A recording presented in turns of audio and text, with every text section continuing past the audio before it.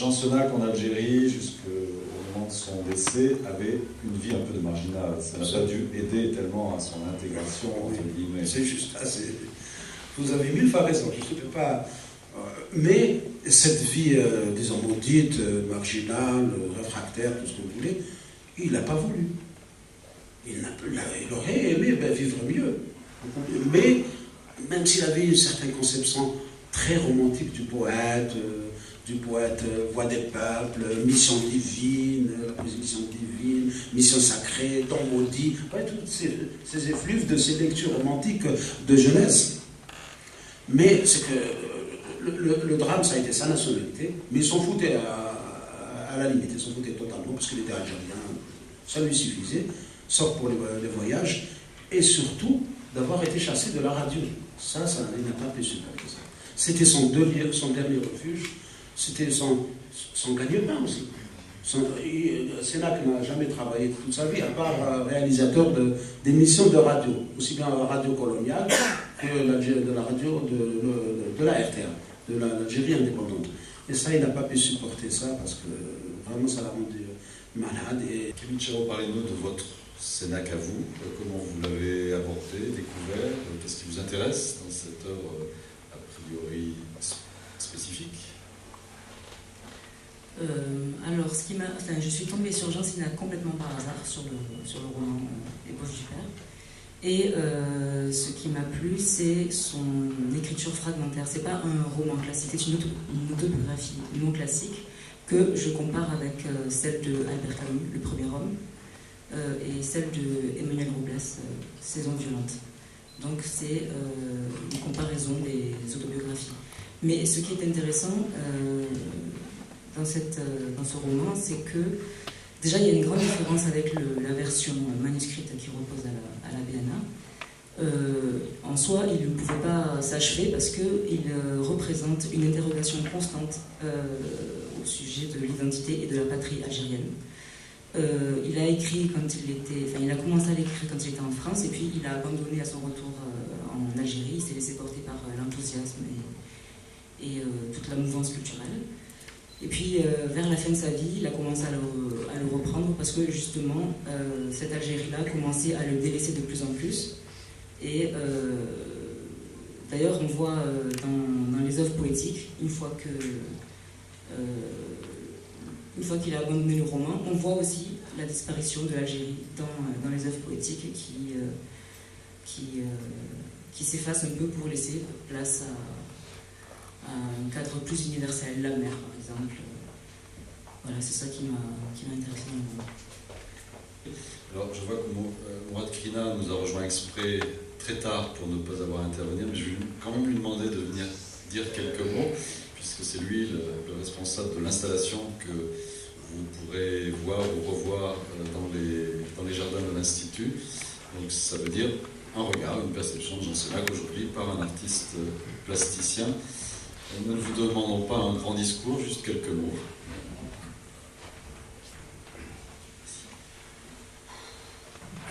Alors je commence par m'excuser, tous ceux qui sont venus nombreux pour m'entendre moi, et que j'ai fait attendre. Donc je traverse la moitié d'Alger, donc je vous raconte pas tout ça.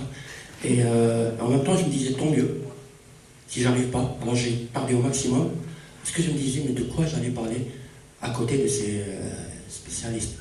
Et que j'allais avoir l'air d'un imbécile, ce qui est le cas là. Et donc oui, alors par quelle serait mon approche de cette... Voilà. Oui, alors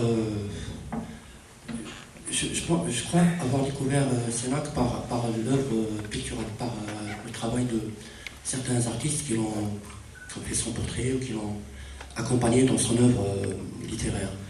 Elie Martinez par exemple. Et ça m'a étonné, après quand j'ai commencé à faire mes recherches sur le personnage, sur sa biographie, sa littérature, etc.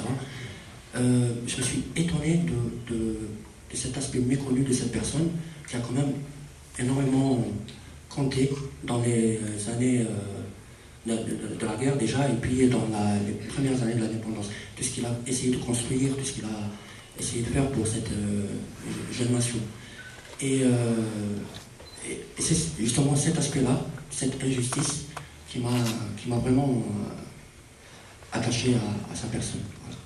Algérie, plus tard, et Rabat, qui m'a été présenté par Serge Tanagno, lui aussi était complètement passionné de Jean Sénac, et donc quelques années plus tard, il m'a apporté, je travaillais chez Gallimard, et il m'a apporté le manuscrit de Ébauche du Père, qui donc a été traduit, publié par Gallimard. À ce moment-là, moi-même, j'ai quitté Gallimard, mais j'ai laissé le manuscrit à Hector Bianchotti, qu'il a publié aux éditions Gallimard.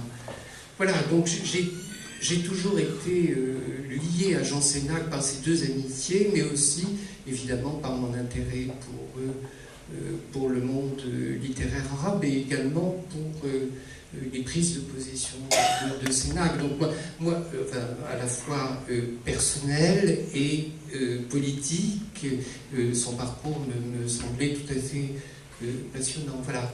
Alors, au-delà des aspects que nous avons abordés sur la personnalité ambiguë, singulière, il faut peut-être rappeler à quel point c'est un grand poète d'expression francophone. Peut-être dire quelques mots sur cette langue et sur cette stylistique.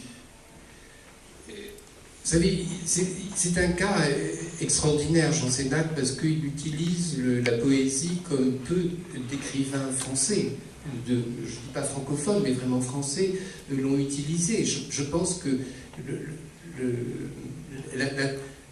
il a dans son style à la fois une très grande richesse métaphorique et une très grande simplicité de rapport, que ce soit dans ses poèmes intimes ou dans les poèmes politiques, les poèmes militants, disons, pour la cause de la liberté du peuple algérien. Il avait beaucoup de modèles dont il parlait. Enfin, il y avait Garcia Lorca, il y avait Walt Whitman, il y avait des poètes qui venaient d'horizons très divers d'ailleurs. Hein. Comment était Sénac? C'est un auteur prolifique, il écrivait tout le temps. Ah oui, ouais, même sur des tickets de métro ou des tickets de cinéma, il y avait partout, sur des enveloppes, partout. Écrire pour lui était une envie. Et dans Alger, on pouvait le voir dans des cafés en train d'écrire. Comment ça se passait? Ah, je ne pense pas qu'il écrivait dehors. Ça, non, je ne crois pas. Il écrivait oui. Il dormait la journée, il vivait la nuit. Oui, c'était un octambule. Sénac était un octambule parce qu'il adorait la nuit. Pourtant, lui, qui aimait le soleil, donc il a fait son emblème, sa signature, le titre de plusieurs de ses œuvres. Mais il préférait la nuit parce que c'était à la fois pour lui le passage des prodiges dans tous les sens.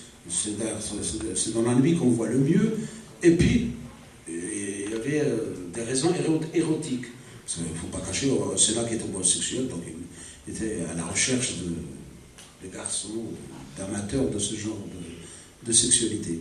Sinon, comme je vous dis, pour lui, écrire était une envie, il écrivait partout. Il dit, il faut écrire, on verra pour la publication. Ce qui pourrait sauver et aider la postérité de Jean Sénac, c'est la littérature comparée. C'est-à-dire qu'il faut absolument le mettre sur le même plan. Lorca, tout le monde y pense parce que lui-même, enfin les lecteurs de Sénac, en tous les cas, y pensent parce que lui-même a rendu hommage à Lorca et que la mort de Lorca, évidemment, est rapprochée de la mort de Sénac.